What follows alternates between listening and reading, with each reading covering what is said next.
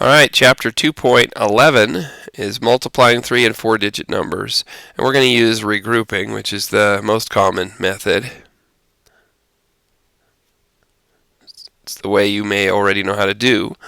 So this lesson actually should be pretty easy, assuming you can remember your multiplication tables, because that may be the most important. But we still have to remember that we're going to estimate each time.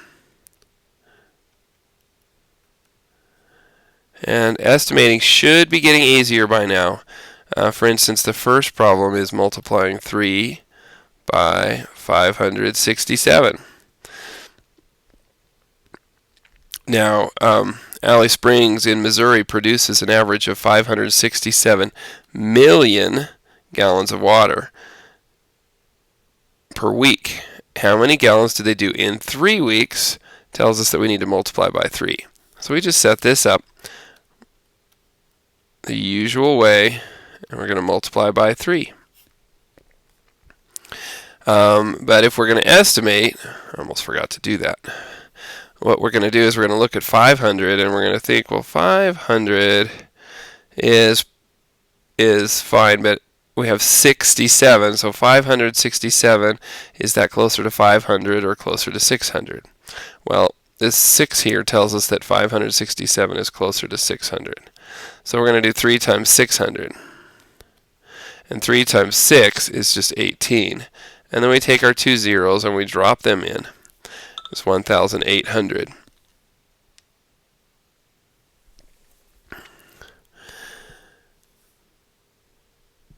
Okay, so we just start with the ones place. 7 times 7 is 49.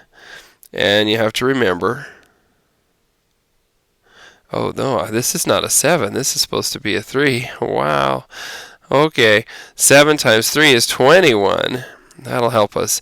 And the 2 has to come over to the tens place. 21. The 1 stays in the ones place. That's the first step. The second step is 3 times 6. You know what? I'm going to try to make this.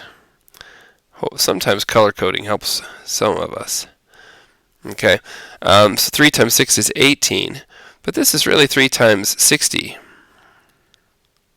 which is equal to 180. Okay, but we're going to add this 2, which stands for 20, to it so that we get 190. But it's okay to just think,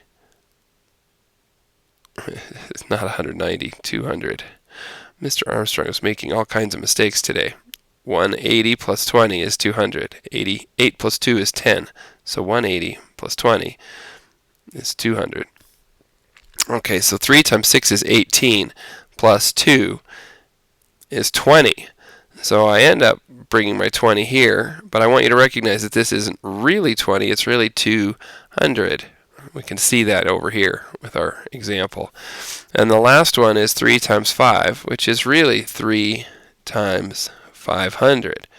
And 3 times 500 is, 3 times 5 is 15, plus the 2 zeros becomes 1,500 or 1,500.